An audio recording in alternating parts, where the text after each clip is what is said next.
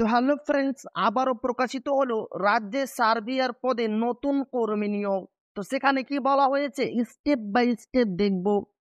তো ভিডিওটি শুরু করার আগে আপনি যদি আমাদের চ্যানেলের নতুন দর্শক হয়ে থাকেন এবং চ্যানেলকে সাবস্ক্রাইব না করে থাকেন, তো অবশ্যই চ্যানেলকে সাবস্ক্রাইব করবেন এবং আমাদের পাশে থাকবেন। তো চলেন দেখা যাক সেখানে কি বলা হয়েছে। স্টেপ বাই স্টেপ কিন্তু প্রসেসটা আমরা দেখব। তো প্রথমে দেখেন রাজ্যে সার্ভিয়ার পদে নতুন কর্মী নিয়োগ চালু হয়েছে। ডাব্লিউবি সার্ভিয়ার জব ভ্যাকান্সি সকল চাকরি প্রার্থীদের জন্য রয়েছে একটি খুশির খবর। রাজ্যে সার্ভিয়ার পদে নতুন কর্মী নিয়োগের একটি বিজ্ঞপ্তি প্রকাশিত হলো। পশ্চিমবঙ্গের যে কোনো জেলা থেকে সার্ভিয়ার পদে আবেদন নথিভুক্ত করতে পারবেন। বেতন সীমা কি রয়েছে? সার্ভিয়ার পদে চাকরি হলে মাসিক বেতন 12,500 টাকা পর্যন্ত শুরুতে বেতন দেওয়া হবে। এছাড়াও কাজে বিভিন্ন সুযোগ সুবিধা রয়েছে। অবশ্যই আপনাদের শুরুতে 12,500 টাকা প্রতি মাসে আপনাদের কিন্তু এখানে বেতন দেওয়া হবে। বয়স সীমা কত বলা হয়েছে? এখানে আবেদন করার জন্য যোগ্য প্রার্থীদের বয়স সর্বোচ্চ 35 বছরের মধ্যে থাকতে হবে। তাহলে সার্বিয়ার পদে খুব সহজেই আবেদন জানাতে পারবেন। অবশ্যই আপনাদের বয়স 35 বছরের মধ্যে থাকতে হবে। তো তাহলেই আপনারা অনায়াসে এখানে আবেদন করতে পারবেন। শিক্ষাগত যোগ্যতা কি বলা হয়েছে? চাকরি প্রার্থীদের যে কোনো স্বীকৃত বোর্ড থেকে ন্যূনতম উচ্চ মাধ্যমিক পাস ডিগ্রি অর্জন করে থাকতে হবে। এছাড়াও কোনো কাজের অভিজ্ঞতার প্রয়োজন নেই। অবশ্যই কিন্তু আপনাদের ন্যূনতম উচ্চ মাধ্যমিক যে কোনো স্বীকৃত বোর্ড থেকে পাস করা থাকতে হবে। এবং সবচাইতে যেটা গুরুত্বপূর্ণ বিষয়, এখানে কিন্তু আপনাদের কোনো কাজের অভিজ্ঞতা লাগবে না, যেটা সবচাইতে গুরুত্বপূর্ণ এবং সহজ বিষয়। আবেদন পদ্ধতি, চাকরি প্রার্থীদের এখানে আবেদন করতে হবে সম্পূর্ণ অফলাইনে। ফ্রেন্ডস, এখানে কিন্তু আপনাদের আবেদন করতে হবে অফলাইনের মাধ্যমে। নিজে একটি আবেদন ফর্ম তৈরি করে তার সাথে যাবতীয় ডকুমেন্টস একত্রিত করে ইন্টারভিউয়ের স্থানে নির্দিষ্ট টাইমের আগে উপস্থিত হতে হবে যোগ্য প্রার্থীদের। অবশ্যই কিন্তু আপনাদের যেটা সবচাইতে গুরুত্বপূর্ণ বিষয়, যে একটি নিজে হাতে আপনারা ফর্ম তৈরি করবেন, তার সাথে যাবতীয় ডকুমেন্টস, মানে আপনারা বায়োডাটা তৈরি করবেন, তার সাথে যাবতীয় ডকুমেন্টসের জেরক্স নিয়ে আপনারা নির্দিষ্ট টাইমের আগে উপস্থিত হবেন ইন্টারভিউর জায়গায়। এবং প্রয়োজনীয় ডকুমেন্টস কি বলা হয়েছে? 1 নম্বরে লাগবে বয়সের প্রমাণপত্র, 2 নম্বরে আধার কার্ড, 3 নম্বরে ভোটার কার্ড, 4 নম্বরে শিক্ষাগত যোগ্যতার মার্কশিট, 5 নম্বরে কম্পিউটার সার্টিফিকেট, 6 নম্বরে বসবাসের প্রমাণপত্র, 7 নম্বরে এছাড়াও অন্য ইত্যাদি।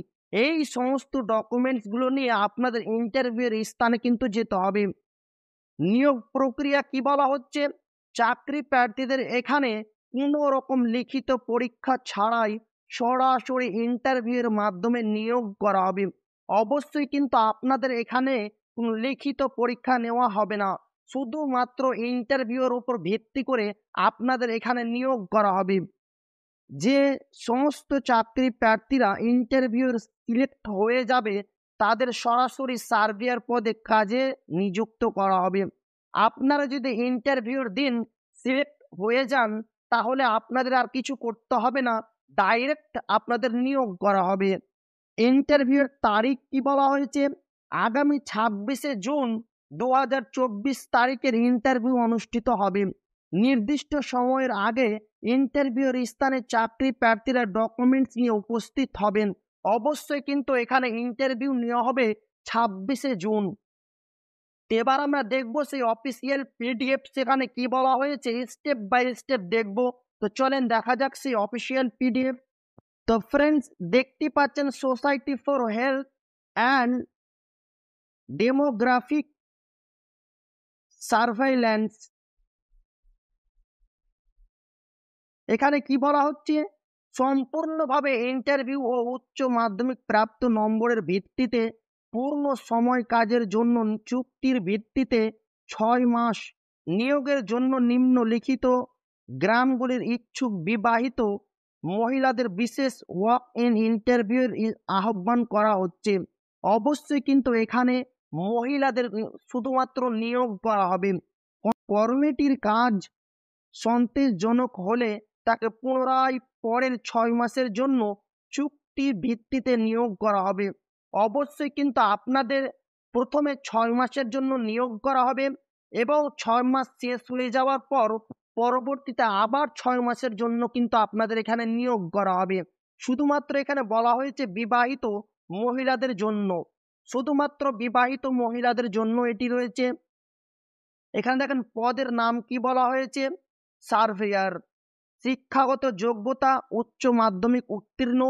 বয়স কি বলা হয়েছে, 25 বছরের বেশি ও 35 বছরের কম। অবশ্যই আপনাদের বয়স 35 বছরের মধ্যে হতে হবে। 1 জুন 2024 তারিখের হিসাবে।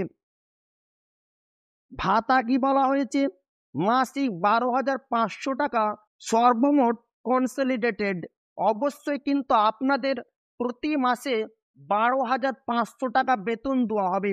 তারপর এখানে কি বলা হচ্ছে, আবেদনকারী নিজের নাম, স্বামীর নাম, ঠিকানা, ফোন নম্বর, বয়স, শিক্ষাগত যোগ্যতার কথা উল্লেখ করে নিজের হাতে লেখা আবেদনপত্র নিয়ে নিচের ঠিকানায় নির্দিষ্ট দিনে আসুন, সঙ্গে যোগ করুন। এখানে বলেছে ক উচ্চ মাধ্যমিকের মার্কশিটের জেরক্স, খ বয়সের প্রমাণপত্র, গ ভোটের আধার কার্ড, ঘ কমপক্ষে 6 মাসের কম্পিউটার প্রশিক্ষণের সংশয়পত্র, গ স্থায়ী বসবাসকারীর প্রমাণপত্র। পঞ্চায়েত থেকে কোথায় আপনাদের ইন্টারভিউ নেওয়া হবে সেটাই হচ্ছে সবচাইতে গুরুত্বপূর্ণ বিষয়। এখানে থেকে ইন্টারভিউতে হাজির হবেন এই ঠিকানায়। ওয়াক ইন ইন্টারভিউয়ের তারিখ 26 জুন 2024 বুধবার বেলা 11টায় অবশ্যই হাজির হতে হবে। অবশ্যই কিন্তু আপনাদের বেলা 11টার সময় ইন্টারভিউ নেওয়া হবে বুধবার। রুম নম্বর রয়েছে 24, রোনাল্ড রস বিল্ডিং, 4th ফ্লোর, SSKM হাসপাতাল, পিজি, কলকাতা। এই সেই অ্যাড্রেস যে অ্যাড্রেসে আপনাদের ইন্টারভিউর জন্য যেতে হবে। এবং যেটা সবচাইতে গুরুত্বপূর্ণ বিষয়, নিচের দেওয়া গ্রামগুলির বাসিন্দাদের জন্য এই বিজ্ঞপ্তিটি। কোন কোন গ্রামের লোক এখানে আবেদন করতে পারবে পুরো প্রসেসটা কিন্তু এখানে বলে দেওয়া হয়েছে। পুরো প্রসেস এখানে বলে দেওয়া হয়েছে কোন কোন গ্রামের লোক এখানে আবেদন করতে পারবেন। প্রথমে বলা হচ্ছে লাইজোর এবং গোলালগাছি, তাঁতিপাড়া পঞ্চায়েত, কন্ডিরা, কেলেডি, নলবনা, তারাসোল এবং কনমোড়া, ভাবানীপুর পঞ্চায়েত, হরিপুর, চন্দ্রপুর পঞ্চায়েত, রাজনগর ব্লক। এই সমস্ত গ্রামের বাসিন্দারা, শুধুমাত্র মহিলারা, বিবাহিত মহিলারা এখানে আবেদন করতে পারবেন। সমস্ত কিছু এখানে বলে দেওয়া হয়েছে। তোমার ভিডিও ডেসক্রিপশন বক্সে আমি PDF লিঙ্ক দিয়ে দিব, সেখান থেকে গিয়ে আপনারা পুরো প্রসেসটা দেখবেন। এবং এখানে কিছু বলা হয়েছে, প্রতিটি গ্রাম তালিকা থেকে একজন করে নির্বাচিত হবেন। প্রতিটি গ্রাম থেকে একজন করে প্রার্থীকে বেছে নেওয়া হবে। এই গ্রামগুলি ব্যতীত অন্য কোনো গ্রামের বাসিন্দারা আবেদনপত্র গ্রাহ্য হবে না। অবশ্যই শুধুমাত্র এইখানে যে গ্রামগুলোর কথা বলা হয়েছে, শুধুমাত্র এই গ্রামের লোকগুলোই এখানে আবেদন করতে পারবেন। তাছাড়া অন্য কোনো গ্রামের লোক যদি আবেদন করে, তার আবেদন কিন্তু ক্যান্সেল করে দেওয়া হবে। এমনকি নির্বাচিত হওয়ার পর যদি প্রমাণিত হয় তিনি ওখানকার স্থায়ী বাসিন্দা নন, তাহলে তার নির্বাচন বাতিল বলে গণ্য করা হবে।